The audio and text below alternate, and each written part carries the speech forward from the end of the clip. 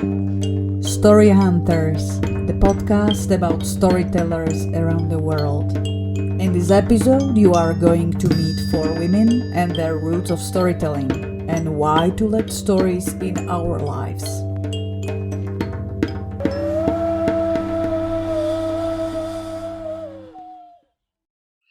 Hi, I'm Umi Sinha.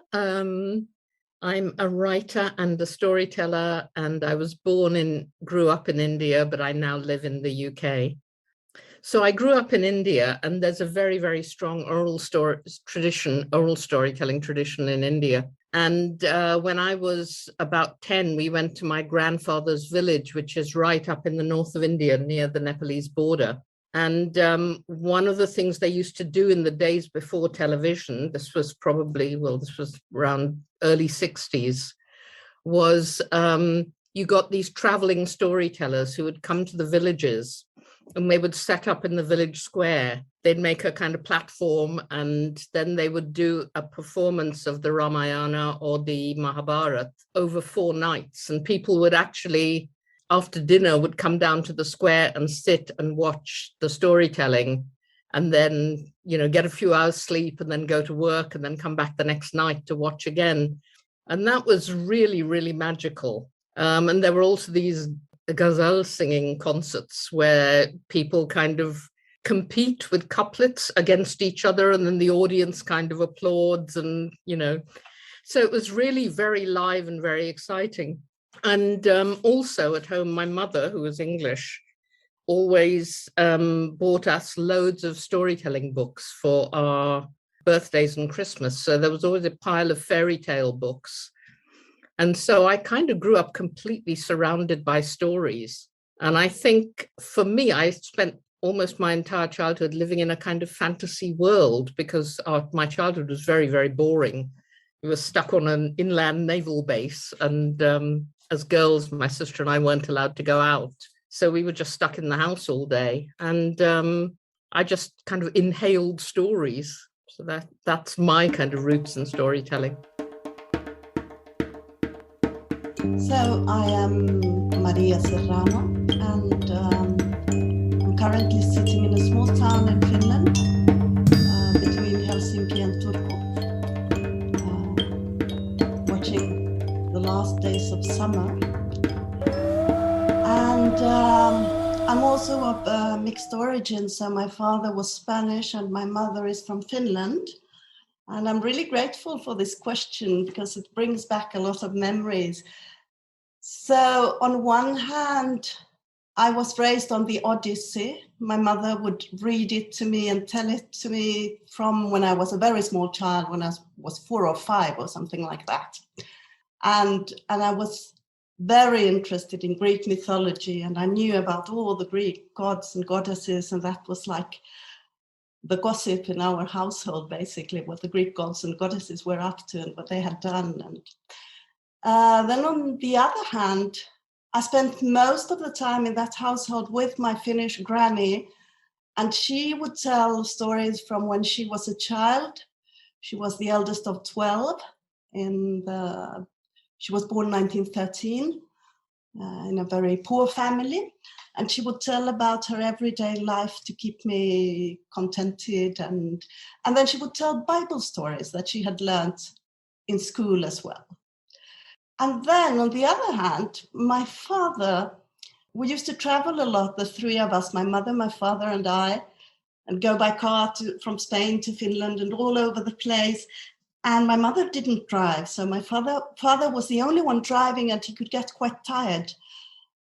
So then he kept himself awake, telling me all sorts of really odd stories from his childhood that he invented. And one was crazier than the other. And I just loved those stories. It was like the series of stories of how cities in the US got their name. All names come from Spanish, and then he'd be like, so for instance, I was like, Daddy, so where does the name Washington come from? And he said, they came to this really, really muddy place, and you could hear the boots go like, Washington, Washington, Washington, Washington, and that became Washington. So if I lost some of my marbles, you know why. Oh, it's so wonderful to hear these stories, and it's true, they just bring up so many. My name is Philippa Namutebi Kabali-Kagwa, and I am in Cape Town at the moment. It's cold, it's winter, it's freezing, and I'm not of mixed heritage, but I have lived in many places. So my original home is Uganda. I was born in Kampala in Uganda, to a mother and father who loved literature. My mother was a storyteller, my dad wrote, and he was a poet and a storyteller. And so I think my earliest recollections are sitting at home and mom and dad telling us stories, folk tales of Wakaima and Kalulu the hare and Wajovu the elephant, and I remember just being mesmerized. And then my mother was a teacher also, and at a certain point she went back to university, and when she was doing her master's, she decided to do a master's in oral literature of the Ba Masaba people, where she came from. And I remember sometimes going with her when she went to collect stories and learning folk tales and poems. I don't remember many of them, but poems and riddles, and just being completely fascinated by this whole world. And then, of course, my parents were avid readers, and so I read lots of books. With folk tales and tall tales, and the Enid Blytons and everything. And my father's brother, who was a dentist, but he would come, and I remember in the lounge, he would sit behind one of the couches was a big bookshelf, and we had a sheepskin rug, and we would sit on that sheepskin rug, and Uncle Jack would paint Thumbelina on his thumb and take one of Mom's napkins and wrap it on his thing and sing, Thumbelina, Thumbelina, tiny little thing. And we'd have that. And then I grew up, I'm sure most of you did too, in the era where we had records. They call them vinyls these days, but we called them records, 45s and 33s. And there was that era when you'd get records with stories, and it would come with a little book, and Tinkerbell would ring her little bell like ding, and then it's time for you to turn the page. And I remember sitting in front of the gramophone listening to those stories. And then, of course, film musicals like The Sound of Music and My Fair Lady and Mary Poppins, and those for me were stories I imagined myself into. And one of my favorite records was Danny Kaye, and he sang the story of the Ugly Duckling, and so I had a range of stories from Africa, from where I came from, and the international stories in all sorts of media. But I would always hang on to the story. That was the root. That is the root of storytelling in my life. Hello. So my name is Barbara Leeney Erde. I'm a teacher and a storyteller. I grew up in England, but I live in Austria now. And I was actually born in Moscow. My family is from Russia. And I feel very, very strongly my storytelling roots are absolutely Russian.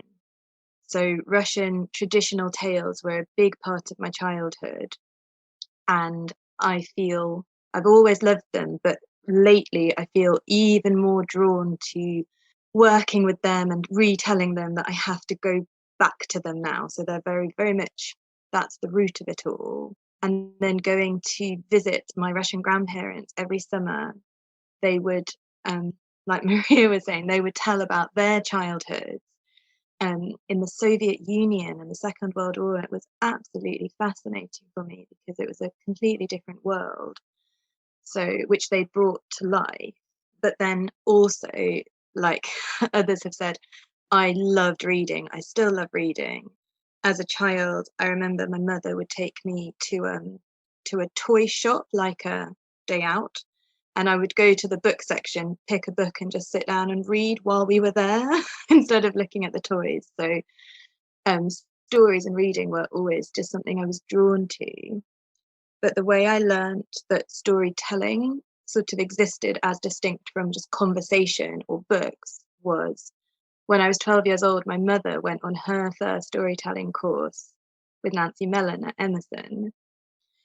And then she went on another, and then my father went on some. And then when I was older, I went on some, and we became kind of a family of storytellers. And now we sometimes tell together.